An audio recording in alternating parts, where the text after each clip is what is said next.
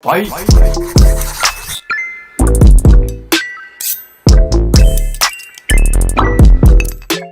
Hey guys, it's your girl Joyce and welcome back to another vlog. So for today's video, this is going to be a skincare related video. Ayan, obvious naman at kung nakikita nyo naman dyan sa title sa baba, gagawa tayo ng DIY face mask. Alam ko naman mga besh na gustong-gusto nyo yung mga affordable skincare lang. Nagtipid tayo ngayon, hindi naman tayo pwedeng lumabas para lang makabili ng mga skincare natin. Kaya naisipan kong gumawa ngayon ng DIY para i-share sa inyo kung ano ba yung mga nalalaman kong pwede natin gawin sa bahay natin. I-introduce ko muna sa inyo kung ano nga ba or sino nga ba ang bida dito sa video na ito. Syempre, ang bida dito sa video na to ay itong egg. I will show you some benefits na makuha natin using egg mask.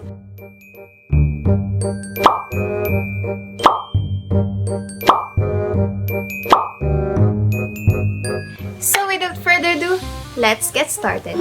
So, ngayon, ipe-prepare ko naman guys yung mga materials na gagamitin natin for this DIY mask. First is etong brush. Ayan. Ito talaga yung brush na ginagamit ko kapag nagmamask ako. Pero guys, kung wala kayong ganito, any brush will do.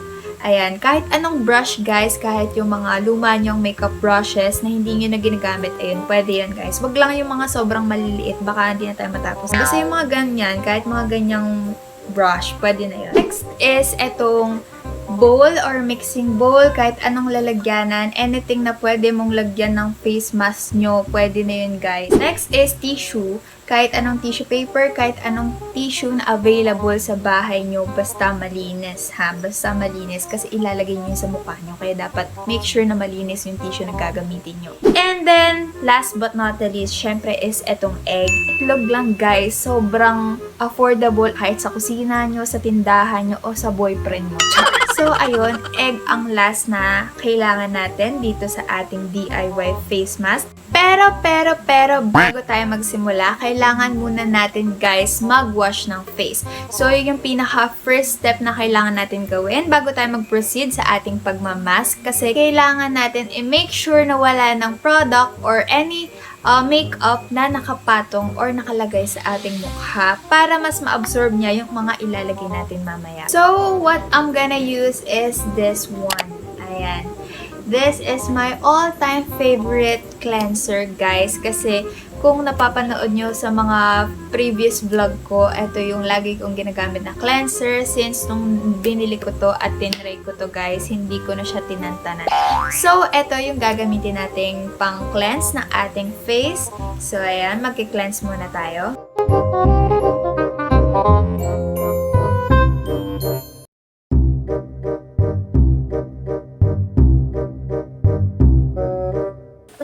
Massage and mag-wash na tayo. So, ayan guys, nakapaghilamos na tayo ng face. And wala nang makeup sa ating face except na lang sa tin kasi hindi na wala yung tin ko, besh. So, next is, ang gagawin natin is ikakrack na natin yung egg. Kukuhanin lang natin is yung egg white kasi yung gagamitin natin. Oh my gosh. Ayan na siya, nag-crack na siya. Nakikita niyo ba? Pero wait lang.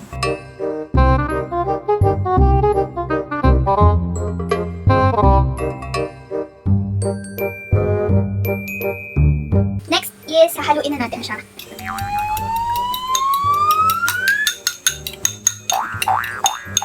Ayan, ilalagay na natin siya sa ating face. Ididip na natin yung ating brush. Ayan, ito yung brush natin. At ididip natin sa egg white. Tapos, i-a-apply na natin siya sa mukha natin. So, ayan, lagyan na. Oh, sarap. Lamig. Ayan. Guys, make sure na hindi nyo lalagyan ng tissue yung dito sa may malapit sa under eye nyo. Pero lagyan nyo siya ng egg white. Ayan. Okay lang yung egg white, pero yung tissue, wag nyo na siyang lagyan para hindi siya masakit mamaya kapag hinila nyo, kapag nag-dry siya. Kasi manipis lang yung balat natin dyan, guys. And then, i-prepare nyo na rin yung mga tissue na gagamitin nyo, yung mga cuts na gagamitin nyo para saktong-sakto lang ipaglagay nyo. Ayan, ito yung tissue, diba? So, i-fold nyo ganyan para medyo makapal siya. Ayan.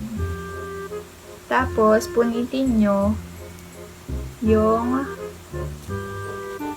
yung mga sobra para makakapagsalita pa rin tayo,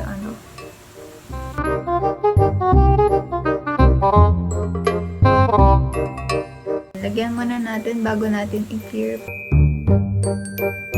Ayan. Tapos tsaka nyo na siya punitin pagka basa na. Kasi para mas madali siyang punitin. Kasi ang hirap kapag hindi siya basa. Actually guys, itong egg white na to, ang dami nito para sa isang tao lang. So ito, pwede nyo siyang paghati-hatian ng kapatid mo, ng mama mo, or kung sino mga mahilig mag-mask sa inyo dyan sa bahay nyo.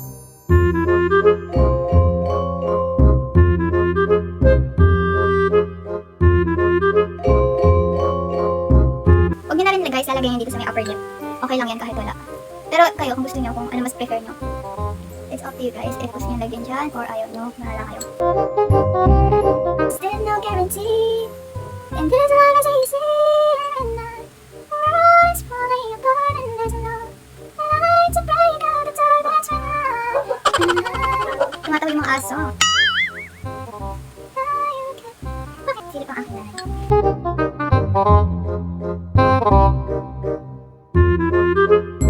So ayan, ngayon ilalagay ko na lang yung mga natira sa aking face. Yan, lalagyan ko pa sila ng konti para mas kumapit sila sa aking mukha. Ayan. Damihan na natin kasi ako lang naman ang gagamit nito. So ayun, ubusin ko na sa aking mukha. So, ayan guys, tapos na ang ating pag-apply ng egg white sa ating face. Hindi naman ganun ka-perfect yung pagkakagawa ko. Pero ayan, let's see mamaya. At antayin natin siyang matuyo. So, i-ganyan lang natin siya. Let it dry for 10 to 15 minutes. At bawat tayo mag-exceed doon, kailangan natin hanggang 15 minutes lang, ganun. Hi, baby.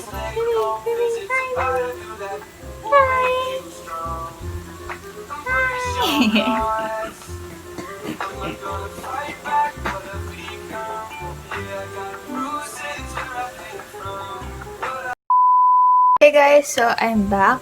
It's completely dry na. So, ayan, kung napapansin nyo, hirap ako magsalita ngayon kasi sobrang higpit niya talaga guys, as in. And, ayan, napapansin nyo, nagka-crack na siya kasi matigas na talaga siya and dry na talaga. So, ayan, ito yung pinaka-satisfying part for me. I-peel off na natin siya. Unahin natin dito sa baba. Ayan. Ayan, makikita nyo ba? Sobrang tigas niya. Wait lang. Unti-untiin natin.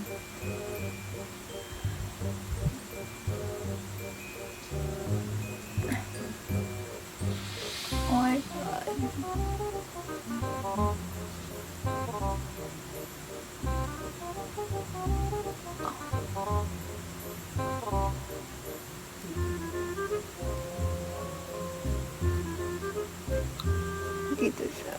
Dito. Naririnig yung ano. Oh my gosh, ang sakit. Nasama yung hair ko dito. Dahan-dahanin natin.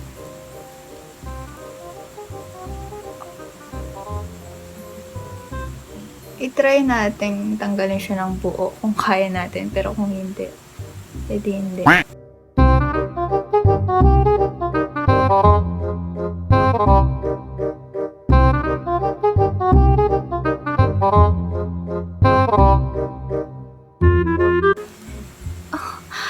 Sakit. Nasasama yung mga baby hair ko. Oh my God. Oh my God.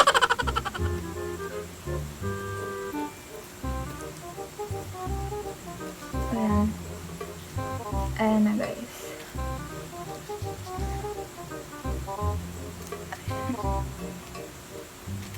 Oh my God. Oh, nakikita niyo yan guys. Parang may nakukuha siya. Oh. In fairness guys, nakukuha niya yung mga ibang whiteheads ko. Ayan. Kaya siguro natin itong buuin.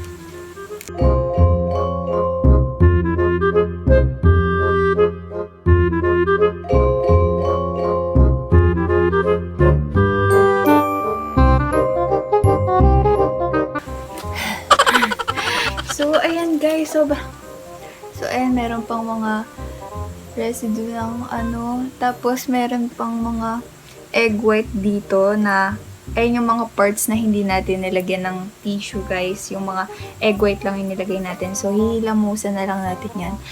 So far, ang lambot niya, guys. Where, parang kang nagpulbos. Ganon yung feeling ko. Meron pa mga egg whites dyan, tsaka dito sa part na yan. And kung makikita nyo, makintab pa siya kasi meron pa siyang egg white. Pero pag hinilumusan natin yan, guys, makikita natin yung final result. So, ayun, maghihilamos muna ako para matanggal natin itong mga to. So, babalikan ko kaya.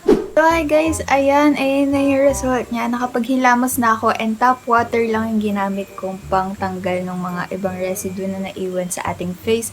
So, ayan yung effect niya. Grabe, sobrang nakaka-glass skin effect. O, diba guys? Tapos kapag tinamaan siya ng ilaw, talagang makikita mo, nagre-reflect yung ilaw mismo sa face mo. Ayan, para siyang, glowy na medyo blurry effect yung dating, ganon. Ewan ko, di ko ma-explain na, pero ayan, kung nakikita nyo naman, isipin nyo sa halagang 7 pesos or 8 pesos, makakagawa ka na ng sarili mong egg mask.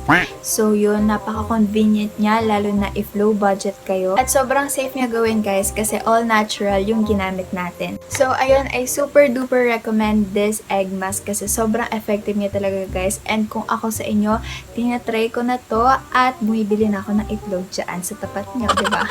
So, ayun lang guys. Sana nakatulong ako sa inyo. At kung nagustuhan nyo tong video na to, please click like, share, and comment down below if meron kayong mga content suggestions para sa mga next vlog ko. And don't forget to subscribe and hit the notification bell para updated kayo sa mga upcoming videos ko. So, ayun. Thank you for watching, guys. God bless us all and keep safe, everyone.